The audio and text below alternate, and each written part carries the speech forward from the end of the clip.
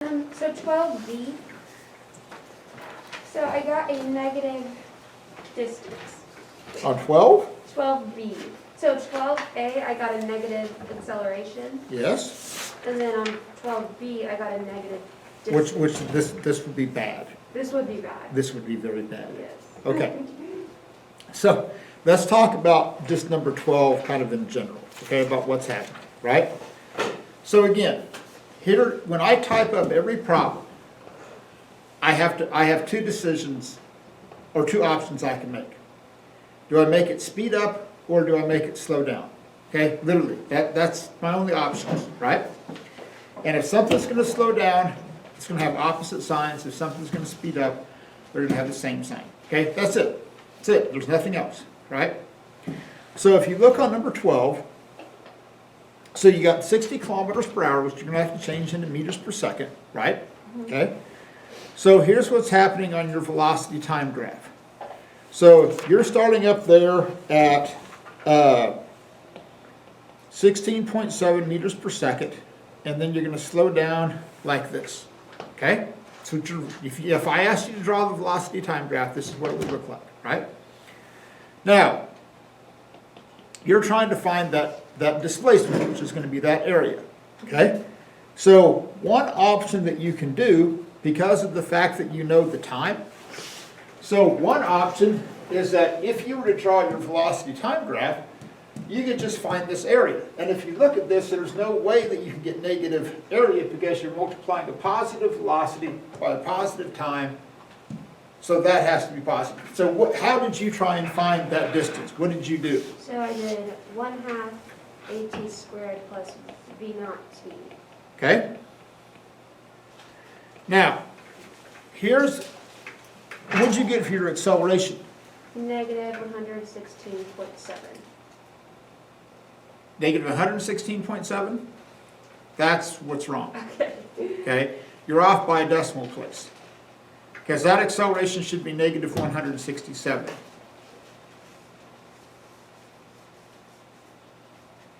Okay. Because your time is 0.1 seconds. So, because that's 1 times 10 to the negative first. So that acceleration is wrong. Now, here's what I would recommend, Kara, and this is what you just did is a classic example. So you used an acceleration that you just found. Because that acceleration is wrong, now your distance is going to be wrong. So this is why you want to try and work off of values that you have given in the problem. Okay? So what I would recommend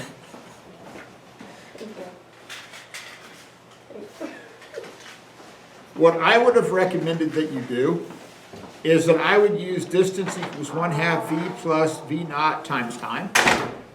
Mainly because that isn't dependent upon that acceleration. And all this is if you look at this situation, because it's 1/2 base times time, this is the exact same way as finding the area underneath that velocity time graph. Because it's 1/2 base times height, okay? So, because that's the classic deal. Your acceleration is wrong, therefore what you do next is going to be wrong. That's why you want to try and work off values that you have given to you as long as you possibly can, okay? Yeah. Now, let's talk about number 17. Make sure everybody's cool with 17. So, on number 17, you've got the car that's moving at 40 kilometers per hour, or 20, it's going to stop at 3 meters. You're going to find that acceleration. So you're going to use a equals v squared minus v naught squared over 2d, and you're going to get an acceleration, okay? So that acceleration should be around -5, okay? So your answer to 17b should be around -5 meters per second squared. Now, here's what you're tempted to do, okay? You're tempted to look at this and go, well, if I was traveling 20 kilometers per hour, I stopped at 3 meters. So if I go twice as fast and I go to 40 kilometers per hour, then it should just be 6 meters. Okay, that's what you're tempted to do. Okay, well, if I double my speed, then I should double my distance. Well, that's assuming that it's the linear relationship. But here's what you want to look at. That equation involves velocity squares. So anytime you have something that's squared, if you double it, you're going to involve like a factor of 4. Okay, if you triple it, it's going to involve a factor of 9. Like it's going to be 1/9 as much, or it's going to be 9 times greater. If you double it, it's going to be 4 times greater, or it's going to be 1/4 as much. Okay? So this is why you just can't say, oh, it's going to be 6 meters. So to get to the next one, that next distance, you're going to use this acceleration that you found, and you're going to go d equals v squared minus v naught squared over 2a. Now, this is why you have to be consistent with the units, okay? So that final velocity is going to be 0, so you're going to have 0 squared minus that velocity squared divided by 2 times a negative acceleration. So you can't just randomly ignore positive and negative signs, especially when we get into gravitational calculations today. So this distance, you can have 0 squared minus that new velocity squared divided by 2 times that acceleration. Now you should get an answer around 12, okay? And if you think it through, that makes sense, because if you're going, well, if my initial velocity allowed me to stop in 3 meters, and I have v squared, so if I double my velocity, that distance should go up by a factor of 4. So if you take 3 times 4, you get about 12 meters, okay? So that's the other way that you can think that problem through. Anyway, so let me give you some hints. Both of your answers to number 20 would make horrible GPAs, okay? Or you could graduate, but barely. Make sure on 17D that that I know you should have 2 lines in your velocity time graph. Make sure I know which one is which. Okay, like car 1, car 2, 20 kilometers per hour, 40 kilometers per hour, something like that. Now, let's talk about number 11 with the gal that's sliding into second base. Okay, so I want to make sure everybody's cool with this. So your velocity time graph is going to look something like this, okay? And you're going to start up here at 4 meters per second, and this is going to be a half a second, okay? All right, you want to label the slope, all this stuff, okay? Now, when you get to D, you want to figure out how fast she's going at 0.3 seconds, okay? Now, even if you just look at your graph, okay, you got to figure that how fast she's going at 0.3 seconds is going to be somewhere between 4 and 0 meters per second, okay? Because she hasn't slowed all the way down to 0. So at 0.3 seconds, number one, your velocity has to be positive because of the fact that she's still going in the same direction. It can't be a negative velocity because that would mean she's sliding this way, but at 0.3 seconds she's going that way, but at 0.5 seconds she ends up at second base, which makes no sense at all. So even if you just look at your graph, okay, and the more ways that you can look at a problem, the better off you're going to be, okay, because you can get different perspectives. If you just look at this, go, oh, 0.3 seconds. So basically, all you're using is a slope-intercept. Here's your y-intercept. You're going 4 meters per second. Here's your time is 0.3 seconds. You know your slope. You're just trying to figure out what the y value is that corresponds with that x value. Okay? You're just basically trying to find a coordinate pair of x and y. That's all you're trying to find. Okay? So you just want to use v equals v naught plus at. There's your initial velocity, there's your y-intercept, you have your acceleration, you have your time, boom, there you go. Okay? Yes? If she was sliding, would the force acting upon her be like friction or something? Yeah, that's what's making her slow down. And that frictional force would be going in the opposite direction. It's like if I take this and I push it, it's going to come to a stop because the motion is that way, but the friction's in the opposite direction. That's it exactly. Okay. Anything else at all you want me to go over on this assignment? Anything in the slightest? Okay. So, when you don't have to hand it in right now, but by the end of the block, staple that yellow sheet on the top and put your work underneath. And by the way, yeah, make sure there's no frizzies on the side of your papers. Okay, just saying. Hate frizzies, they drive me crazy. Okay.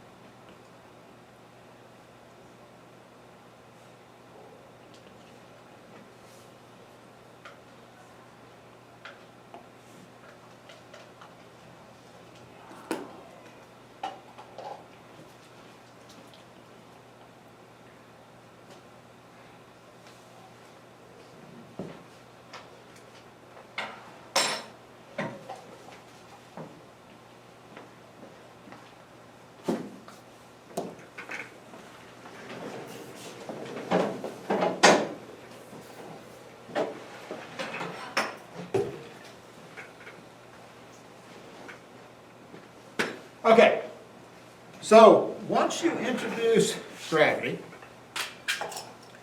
there's two kind of broad classifications of problems that you're going to deal with on gravity. One is that you just hold it up and you drop it, okay? And the other one is that you throw it up in the air and you let it fall, okay? That's it.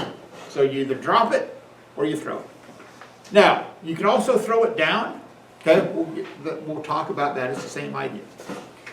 But when you get into these problems involving gravity, and we'll talk more about this when we get into forces.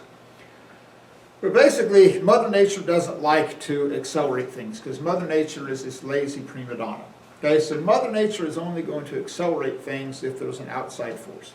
So if I stop this force, okay, stop applying that force and I observe what happens.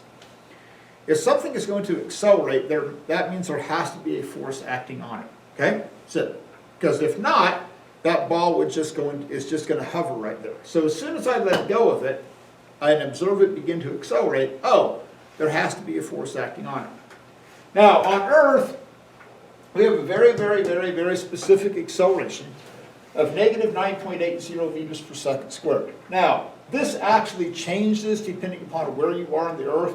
Like if you're on top, if you even go to Denver, the gravitational acceleration in Denver is actually a little bit less than what it is right now. I mean, it isn't anything noticeable, but because the farther you get from the center of the Earth, the weaker the gravitational field is, and you get a smaller and smaller acceleration. So, for the sake of what we're going to do, we're always just going to use negative 9.80 meters per second squared. So technically, there are 3 significant digits in this problem. Okay, but generally we just write it as negative 9.8. Now, we'll get more into this later, but amongst the long list of things that annoy me is if you say, oh, gravity is negative 9.8. Okay, that is so horribly wrong. Okay, it is so horribly wrong. You can say the acceleration due to gravity is negative 9.8 meters per second squared. But this isn't gravity. Gravity causes this acceleration, but this is not gravity. Okay, so that we're consistent on how we're going to do all of these problems, whether I drop it or if I throw it up in the air. Anything going down, whether that's displacement, velocity, acceleration, force, doesn't make any difference. Anything going down is negative, anything going up is positive. Now, where it gets a little bit sketchy is how you define your reference point. So if we're to drop something, and you'll see that there's a couple of different ways you can do this. But the easiest one is to make where you drop it, make that the reference point, and then you're going to judge your positions downward from there. You can make the ground the reference point, and then you make these positions up here be positive values. Mathematically, it's going to work out the same way. It really doesn't make any difference. It's a personal preference thing. But here's what's going to stay the same. No matter what, the displacement, velocity, acceleration, anything going down is going to be a negative value. Okay. Now, the beauty of it is we don't have to learn any new equations. Okay? It isn't like, oh, there's separate gravity acceleration problems or equations. It's the same 4 equations that we've been dealing with. Okay? There are no new equations. We just, instead of using A, we're going to use negative 9.8 meters per second squared. Okay? Literally, it's the exact same equations. All right. So let's look at a simple example. So I'm going to hold this ball up to a height of about 2 meters, which is right here, and I'm going to drop it. Now, that's going to be important. I'm not going to throw it up in the air. Oh, man. I can see why you're not going to do that. Huh? But I can see why you're not going to do that. Yeah, well, I can hit the side of my foot. Really? Okay, so drop it. I'm not going to throw it up. I'm not going to throw it down. I'm just going to drop it. So because I'm going to drop it, Shivani, what do you think my initial velocity is? 0. Yes. Now, I'm going to put this as Vy naught because I'm going to be talking about my vertical velocity. Eventually, we're going to deal with like projectile motion, where you're going to have horizontal velocity and vertical velocity. So, because of the fact that I'm going to, like, imagine the Earth is like one big X and Y coordinate system, okay? So, I'm going to let my initial velocity be 0 because I'm going to drop it. Now, I'm going to hold it up here, and I'm going to drop it. I am 2 meters above the ground, okay? So, I got that. And I know my acceleration is negative 9.80 meters per second squared. So here's what I want to figure out. I want to figure out how long it's going to be in the air, and I want to figure out how fast it's going when it lands. Okay? And then I want to figure out how fast it's going at 0.2 seconds. And I want to draw, go away, a position time graph, and I want to draw a velocity time graph. Okay? Now, in a weird way, let's start with the velocity time graph. Okay? So Matt, here's my velocity time graph. Where's my velocity time graph going to start? 0. 0. So it's going to do one of two things. It's either going to slope up or it's going to slope down. It's going to slope down. And what's the value of that slope? Maybe something. Maybe down from 0. Why? That's the acceleration due to gravity. Fantastic. Okay? So I know this line is going to slope down here like this. And I know the slope of that line is going to be negative 9.80 meters per second squared. Okay? Now, here's what you have to understand about this. Okay? It's simple, but it's an important concept. So, if I drop this thing, and I let it fall for 1 second, Elise, how fast is it going to be going at the end of 1 second? Beautiful. Now, if I let it fall for 2 seconds, it's going to be going like negative 19.6. If I let it fall for 3 seconds, it's going to be like negative 27 something. Okay? So, this is your acceleration, right? That's how, it isn't how fast you're going. It's the rate at which your velocity changes. Okay? It's going to be important. Now, on my position time, so here's the easiest thing to do, is that, and you'll see that there's two different ways you can do this. The easiest thing to do is make this the reference point, and we're just going to make this 0, okay? And then we're just going to drop it, and we're going to see how far it falls from that reference point. So, on my position time graph, there's 0 meters position. Okay? So I'll give you the football curve.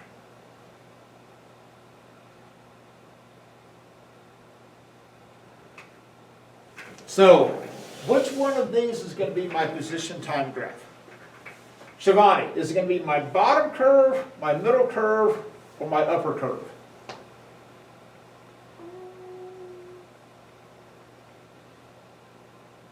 Can I phone a friend? Yes.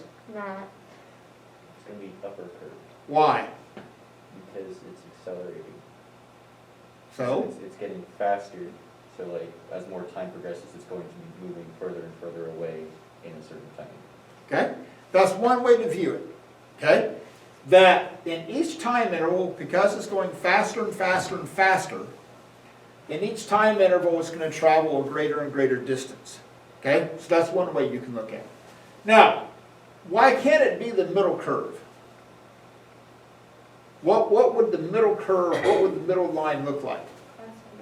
Yeah, I would drop it and it would just go like this. Okay? It would just be a constant velocity as it fell, which would be cool to see, but really not. Now, the bottom one would be pretty cool, because if it was the bottom one, I would let go of it, and it would fall really fast, and then it would slow down right before it hit the ground. Okay, jumping off of a bridge or off of a table would be safer, because, oh, I'm going to fall really fast at the beginning, but then I'm going to slow down right before I hit the ground. Okay? You know. Like a bungee cord? Huh? Like a bungee cord? Kinda, yeah. Yep, very similar to that. So yeah, if we have a bungee gravity cord, yeah. Okay. So here's what we've got. So we've got our position time graph. This is going to look like this. And then our velocity time graph is going to look like that. Good so far. Fantastic. Okay. Now, let's talk about how fast it's going. So, here's what you want to look at with that one. So we know, if you look at, we know our acceleration, which is going to be negative 9.80 meters per second squared. And we know how far it's going to fall. I'm going to put that as 2 meters. I'm going to put a dash there. We'll circle back to that. And we know the initial vertical velocity is going to be 0. And we don't know the time, and we don't know the final velocity. Okay? So these are all the things that we're after. Now, so let's talk about the time first. So, Ms. Pfeiffer, what equation can I choose, try and find time, that I don't know my final velocity, but I know my initial velocity is 0, and I know my acceleration?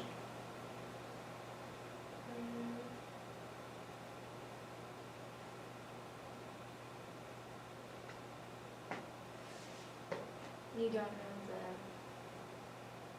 I don't know the final velocity. final velocity. The d equals mu naught t plus 1/2 at squared. Beautiful. Okay? Now, here's the deal. So this is a cool equation. Because it's dropped, okay, this is a key caveat. Because it's dropped, this initial velocity is going to go away. I don't have to worry about that. I know how far it's going to fall. I know my distance. I know my acceleration. The only thing I don't know is time. So this is a really cool equation to use when you start from rest and you're trying to figure out a time. So if I multiply by 2, so I get 2d over a, and then I get time. Okay? Good with this. Now, what I'm going to do next is wrong. Okay? Do not do what I'm about to do. So I'm going to go, oh, okay. I'm going to take 2 times 2 meters, and then I'm going to divide that by negative 9.8 meters per second squared. Okay? Now, mathematically, why is this going to be a train wreck? There's a negative under the, That's right. I have a negative underneath the radical, which means the only way you can work this is come up with imaginary time. Okay? Now, there's 2 ways that you can tackle this. One option is that you just ignore it. It's like, I'll just act like it's not there. Okay? That's an option. Okay? I'll just act like it's not there. The other option is that you just make it positive. Well, if I'll just make G positive. Okay? Well, then you've completely changed how you set up the problem. Okay? But here's where you have to look at this from a big picture, from a holistic standpoint. If we make that point of release 0 meters, okay, and we define everything going down as being negative, that means when it lands, its position when it lands is going to be negative 2 meters. Okay? So if you look at displacement being position final minus position initial, now I have negative 2 meters as my displacement. Now, if you want to make the ground the reference point, and this is why it works no matter what you do, you say, well, I want to make the ground the reference point. Okay, cool. Make the ground the reference point. That means your initial position is going to be 2 meters. So then, if you take 0 minus 2 meters, you still get negative 2 meters as your displacement. Okay? So no matter how you define your system, your displacement is still going to be negative 2 meters. But it's easier if you just make this the reference point. Say, okay, hey, I'm just going to make this 0. And then I'm going to have negative values down here. Okay? Now, if you don't like that and you want to make this 0 so that your ground is always the reference point, fantastic. That means you're just going to start up here at positive 2 meters. I don't care how you do the system. Okay? I don't care. You're still going to end up with negative 2 meters as your displacement, as long as you define down as being negative. So here's what's going to happen. Now I've got a negative 2 underneath this radical. Okay? So this is where it becomes consistent. Oh, I've got 2 negatives underneath the radical. Oh, that's cool. Now that becomes positive values. Hey, I'm off to the races. All right, Matt, or somebody, take a calculator and give me this answer. Here's the other thing that you're going to forget to do, is that you're going to forget to take the square root of this. Okay, it happens all the time. Make sure that you take that square root. So, what did you get, Matt? 0.6439 seconds. 0.64. Or 639. 0.639 seconds. Okay? Now, so if we just do like a 1 Mississippi equals a second. So if I'm up here and I drop this, go 1 Mississippi, okay? So I got like 1 Mississippi, which is equivalent to 0.639 seconds, okay? So that matches with, just if we just make an observation and go, okay, yeah, right, that's less than a second, right? I'm here at 2 meters, that's less than a second. I can verify that, see if it matches up, okay? Cool with this. So what that means now, if I go to my velocity time graph, right now I'm at 0.639 seconds. Now, let's talk about the final velocity. So here's my question. When it lands, knowing that it's going to fall for 0.639 seconds, okay? It's going to fall for 0.639 seconds. Is my velocity at impact going to be bigger than negative 9.8? Okay, like maybe negative 12, something like that. Is it going to be exactly negative 9.8? Or is it going to be less than negative 9.8? Like maybe negative 5, negative 4, something like that. Miss Pfeiffer. What are your thoughts? It's gonna be less because well, I guess it would be, if it's negative, Yeah, no, don't, okay, let me clarify one thing. In physics, when you're talking about like less than or equal to with like negative signs, we're just talking about the magnitude, okay? So it's just like, I can throw this golf ball at you, I'm not going to. But I could throw this golf ball at you and I could hit it and I could hit you at negative 200 meters per second, or I could hit you at negative 2 meters per second, okay? You're probably gonna pick negative 2. So when we're talking about negative velocities in physics class, this isn't like a number line in the math class where negative 200 is less than negative 2, okay? We're talking about, that negative sign just tells you which direction that it's going, okay? So anyway, so back to our story. So it will be less than because it's not, now 9.8 per second, so it's not a second yet, so. okay, that is a perfect answer, okay? So if you look at what the slope means, the slope means that you're going to change this amount per second. So some people like to think of this in terms of money, okay? So let's say the gravitational field was a little bit stronger and our acceleration was actually negative 10 meters per second squared, okay? So this is a little bit stronger, right? And let's say that you go to the mall, or if you're on Amazon or whatever, okay?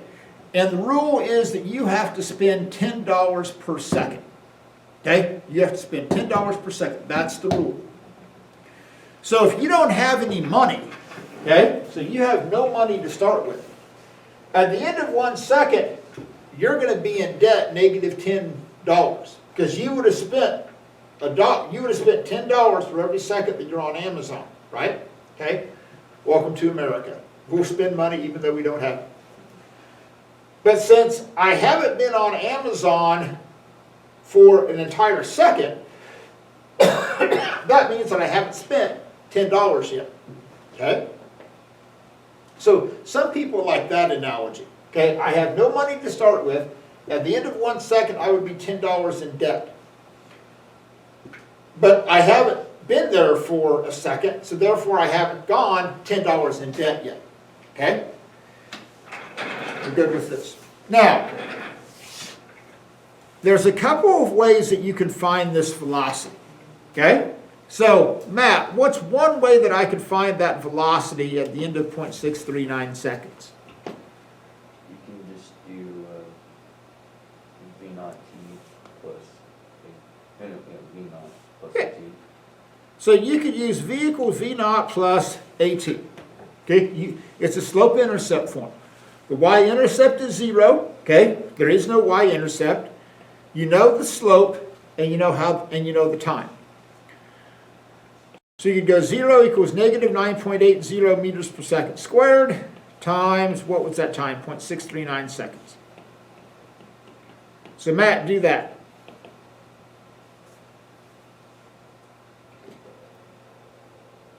Um, 6.26. Now, so that works. But here's the problem. Okay, this is what Kara ran into earlier. Is if this time is wrong, this is going to be wrong. Okay? So is there a way that I could get the velocity without using time? Shivani, what's the one equation that does not involve time? That equation. I could use that equation, right? So I could go v squared equals v naught squared plus 2ad. My initial velocity is 0. I don't have to worry about that. Okay, that goes away. So I've got v equals the square root of 2 times negative 9.8 meters per second squared times a negative 2 meters. Now, this is also an example where you have to be consistent with your negative values. Okay? So I've got two negative values here underneath the radical. Then when I take the square root of that, I'm going to end up with a positive underneath the radical.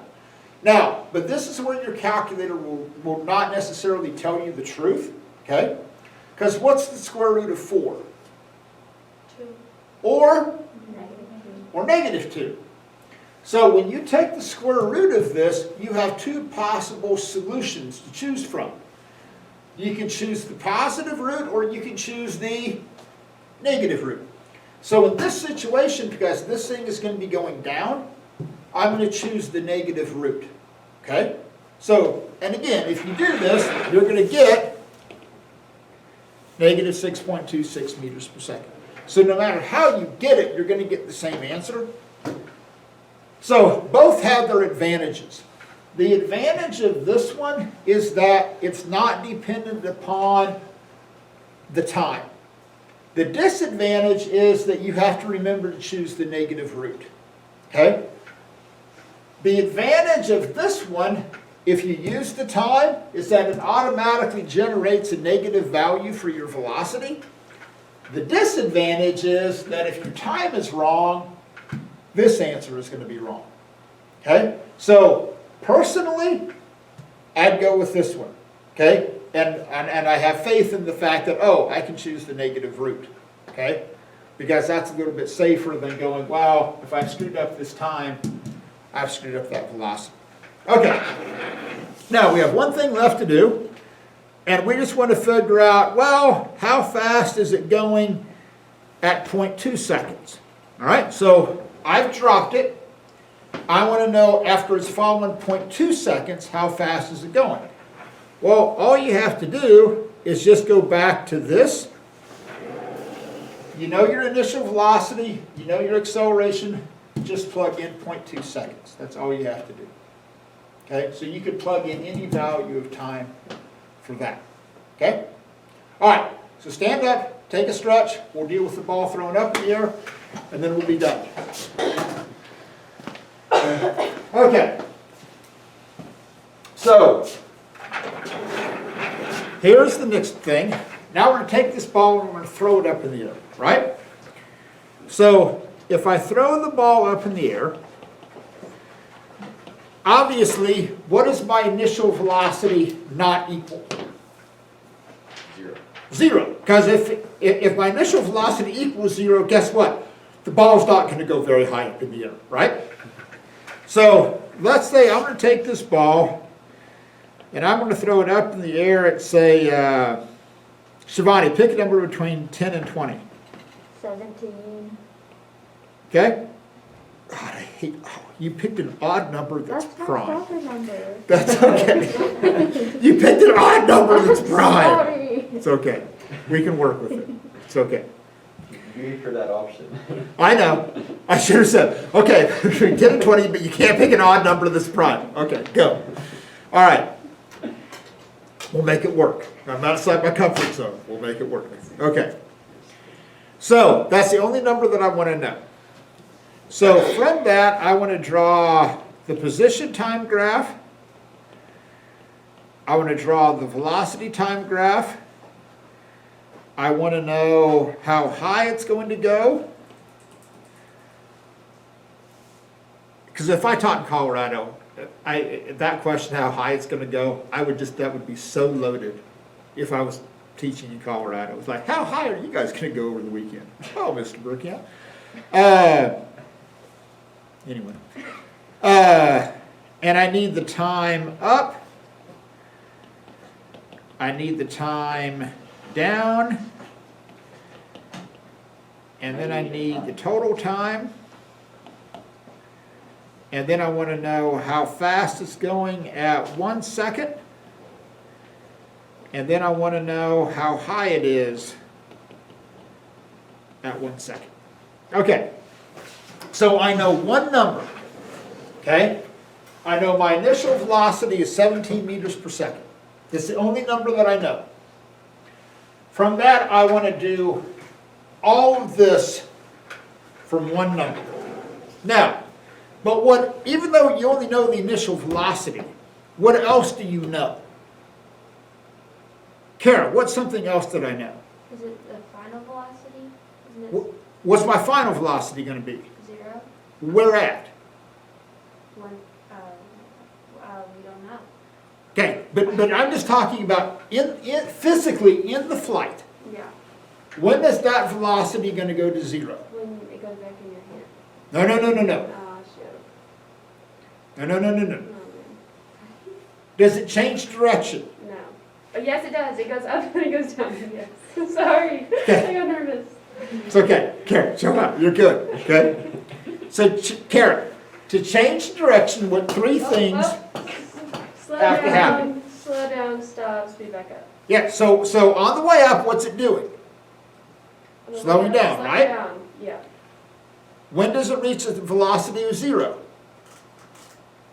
At its highest point? Yeah. And then it's going to speed back up, right? So on the way up, my velocity vectors are getting smaller, right? Top is 0. Top is zero. Yeah. So on the way up, what's the direction of my acceleration, The opposite. right? So I'm going to have negative acceleration on the way up because I'm slowing down. Now, Shivani, what's the value of that acceleration? Negative 9.8 meters. Beautiful. Okay? So I've got my acceleration of negative 9.8 meters per second squared. Now, on the way down, now my velocity vectors are going to get bigger, right? But does my acceleration become positive on the way down? No, it's still negative 9.8 meters per second squared. Everybody wants to try and flip the acceleration and make it positive because it's speeding up and you're going down. My acceleration vectors are the same because gravity is providing the same force and it's providing the same acceleration. So on the way down, I'm still going to have the exact same acceleration vectors. So if I ask you to draw motion vectors, then I'm going to. On the way up, your velocity vectors are getting smaller with negative acceleration.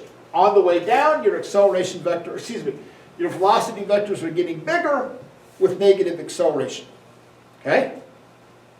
Cool with that? Got it. So, let's talk about the position time graph. So, Ms. Pfeiffer, what's the position time graph going to look like, roughly? International sign for a parabolic curve, right? So at this point, Kara, where is the ball at? 0 meters per second. That's its velocity, right? Because it's at its highest point, because that's when I can draw a tangent line that has a slope of 0. That's when we'll change direction. So we're slowing down, we're stopping, we're speeding back up. Okay? Cool with that. Now, where's my velocity time graph going to start at, Matt? It's gonna start here at 17 meters per second. So, since Shivani picked a prime odd number, it's, I have a question. yes, The 7, so that's when you have it in your hands and you're throwing it up. yeah, so we're looking at it from the point just as it leaves my hand. I'm not going to include the throw. Okay. I'm going to look at it from the second that it leaves my hand. Now, if I were to look at it including the toss, it would start at 0, go up to 17, and then it would start back down. That's what counts. But yeah, so we're just going to start it from as soon as it leaves my hand. It's our cart experiment. Huh? I said it's our cart experiment. It's what? Our Our carts. cart lab. I totally Yes. know this graph. Huh? Said I totally understand this one. Okay. Fantastic. That's what I need to do. It must be the solar panel. I don't know. That's gotta be it. It's it. It's not even plugged in, maybe. I Is didn't it? even see that. You didn't? How can you not see the solar panel? My God, you just walk into the, what's this big massive blue square in the back of the room? It's It's not there. literally so big. How did I miss it? It doesn't exist. It's not there. Okay. You have a lot I of would say I things don't in here though, like you have a roller coaster, you have like that cart rack. Yeah. Yeah, where that is. I mean, you have the sign. Yeah, I didn't Random notice the shirts sign. everywhere. See, this is why, like when they opened up Mays South High School, You have. they said, hey, huh? You have Blake Davis. I know. Well, and that sign, Serious Study Room, that was put up the very first year, the very first class that I taught in here. And that was back in the fall of 1996. So that serious study room site has been up there since the fall of 19, yeah. Anyway, it's been up there a long time. Okay, so here's my question. So I'm going to start here at 17 meters per second. So what's this graph going to do? Matt gives the international sign for a negative sloping line like this. And Matt, what's the slope of that line going to be? -9.80 meters per second. Beautiful. Now, imagine this. Let's say this is $17, and let's say that you have to spend $10. Let's just round it up and call it 10. You go to Amazon and you have $17, okay?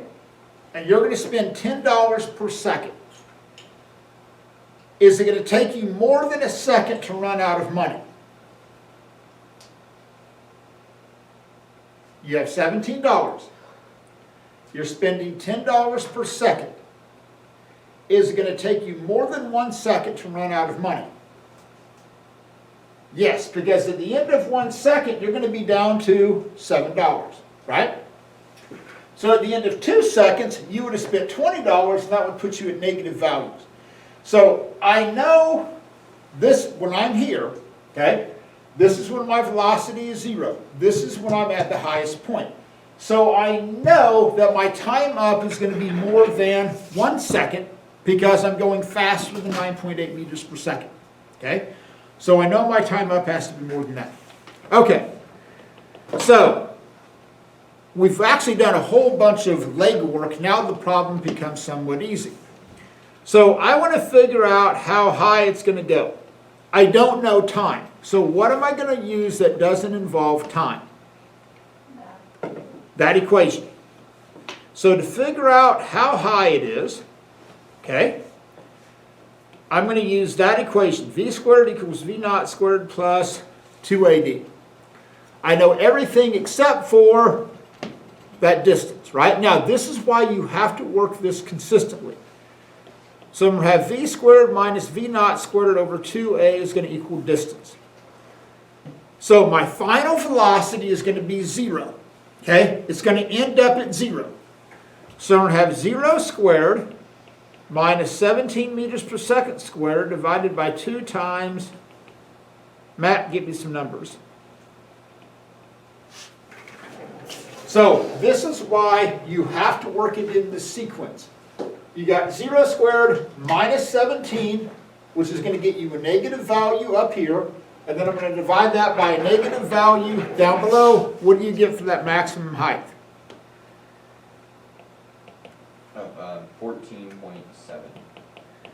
14.7 meters. Now, to give you some perspective, this ceiling is about 2.5 meters. Okay, so 14.7 meters would be about, pretty high up there. It would be like 6 times as high as the ceiling is. Okay, so it would be a pretty good toss. All right. So we got that. Now, that 14.7 now is this area underneath this velocity time graph. Okay, so now we know this area right here. Okay, because that's our displacement. Oh, 14.7. So Ms. Pfeiffer, if I were to find this area here, if this is positive 14.7, what would this area be? Negative. Yeah, so it would be negative 14.7. So I'd have a positive displacement going up, and I'd have a negative displacement going down. Matt? This is only from your hand back. Yeah, so I'm making my hand be the reference point. That point of release is what I'm calling the reference point. Now, we'll get into it later where like I throw it up in the air and then I let it fall all the way down to the ground. That becomes more complicated. But for now, we're just going to assume that it's symmetrical. Where it's just going to come back to that exact same point. Okay? All right. So we got the position time graph done. We've got the velocity time graph done. We figured out how high it is. Now I need my time up. So what can I use to find my time up? Ms. Pfeiffer. Can you just use the same equation? Like that equation? No, because this doesn't involve time. Oh, could do the V equals V naught plus AT. Beautiful, I could. Now, if you go back to what Kara said, when it's at its highest point, what's my final velocity? 0. 0. My initial velocity is 17. My acceleration is negative 9.8 meters per second squared. So if I go V minus V naught over A, that's going to give me my time. Now again, you have to work this consistently. So that's going to be 0 minus 17 meters per second divided by negative 9.8 meters per second squared. So Matt, take 17 and divide it by 9.8. 1.73. Now, that matches with what we said. Oh, my initial velocity is more than positive 9.8. It's going to take me more than a second to go up to get to 0. Okay? But it's not quite 2 seconds because I don't have like 20 bucks to start with. Okay? So this is consistent. So now what that means, if I went to my velocity time graph, now I know that's 1.73 seconds. Now I know that point. Okay? Then I know this. That's that highest point up there, 1.73 seconds. Okay? Now, so if it took 1.73 seconds to go up, how long is it going to take to come down? Same. Yeah, we're assuming that this thing is symmetrical. Okay, so that's 1.73 seconds. So I've got my time up, I've got my time down. So my total time is just going to be twice that. Okay, there you go. So, to get my velocity at 1 second. Now, is my velocity at 1 second, is that going to be a positive number or a negative number? So, here I am at 1.73 seconds. So at 1 second, is my velocity going to be positive or negative? Positive, why? Start at 17. Yeah, I'm starting at 17. I don't hit 0 until 1.73. So I know it's still going to be a positive number, which means it's still on its way up because I still have a positive velocity. So all I have to do there is go, oh, okay, V equals V naught plus AT. Again, all this is a slope intercept. I'm starting here at 17 meters per second. That's my y-intercept.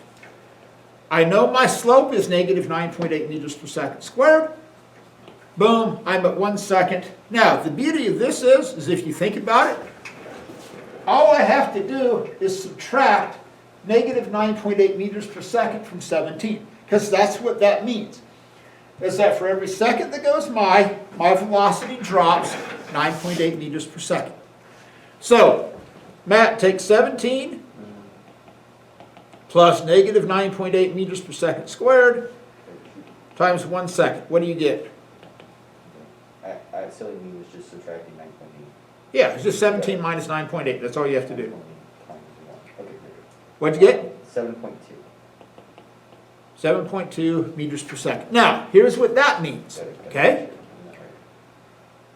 What that means is if you came up here to the 1 second mark on your position time graph and you drew a tangent line, that would have a slope of 7.2 meters per second because that's how fast you're going.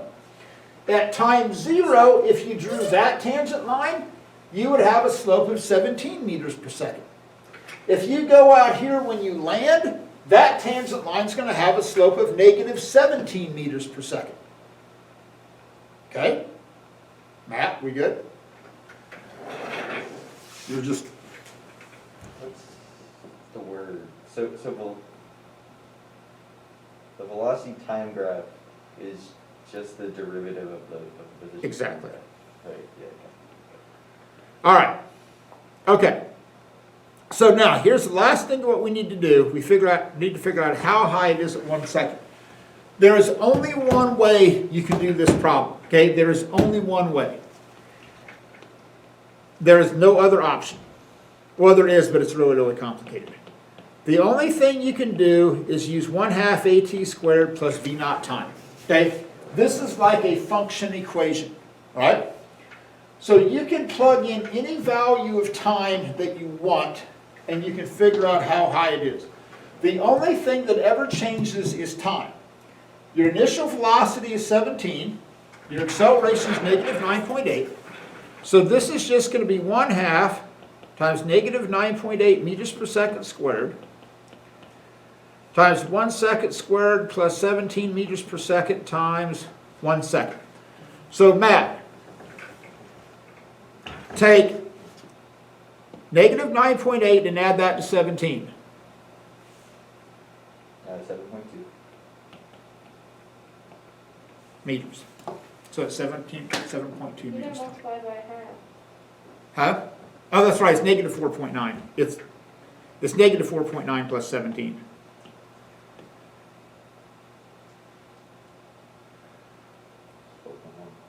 12.1 meters. Where does this equation come from? Distance equals 1/2 at squared plus v naught time. It's just right there on your You equation switched sheet. the order. You have it as v naught t plus 1/2 at squared. Okay. See, that's your quadratic equation. Okay, I have a question. for position Last time. one. Okay? So when you throw it up, it's, your velocity 17, and it's slowing down, so you're at 0. Yep. So it's just from there to there. We're Yes. not counting on the, we're not paying attention on the way back, are we not? No, well, we could if we wanted to. But we didn't. No, we did. Okay. Yeah, it's gonna land at like negative 17 meters per second. Yeah, okay. And we could plug in like 2 seconds here, and we could figure out how high it is at 2 seconds. It was just confusing me. I was Yeah. like, got it. Okay, now, on this assignment, 1 through 4 have nothing to do with gravity. Those are old school equations like you just did. When you get to number 5, we're going to drop a rock off of a bridge, okay? We're going to make the bridge the reference point. We want to figure out how far it's fallen and how fast it's going at the end of each of those intervals. When you get to number 14, you want to figure out what's the velocity of the motor at 5 seconds. On number 14, to get that velocity, do not use that equation to figure out the velocity. Okay? So in number 14b, do not use that equation. And here's the reason why. Because you don't know which route, you don't know whether to choose the positive or the negative value. Okay? Because you don't know if it's going up or if it's coming down. Okay? So on 14b, I'm not saying you can't use that equation on the assignment. I'm just saying don't use it on 14b. Okay? Because the only thing you can do is use v equals v naught plus at. Okay, I'm done. You're on your own.